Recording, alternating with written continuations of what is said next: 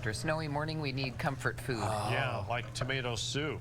You know, it could be a sunny day and I'd still need comfort food. I just love comfort food. It's delicious. This is a great recipe, everybody, and it's really easy to put together. I've started off by sauteing up one onion that I've just chopped up in about a 1/4 cup of olive oil, and to that I also added a 1/4 cup of flour, so to create a roux to help thicken, to make it that creamy tomato soup.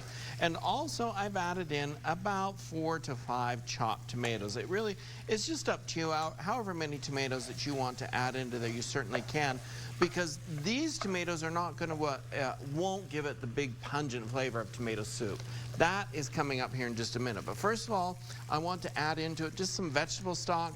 I had some vegetable stock in the fridge that I wanted to use up. You could use chicken stock. You could even use beef stock if you wanted to. It's just really up to you, whatever you would like to use.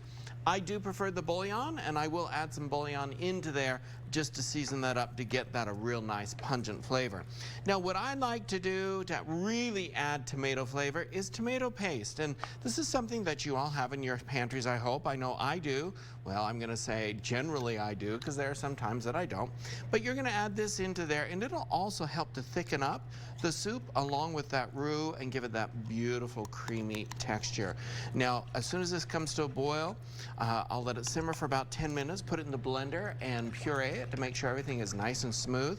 And then I'm going to stir into it about a cup worth of sour cream. And that's really a German kind of influence in this particular dish. I learned that in Salzburg, and it was just so delicious. I thought, I'm going to use that every time almost when I have sour cream on hand to make tomato soup.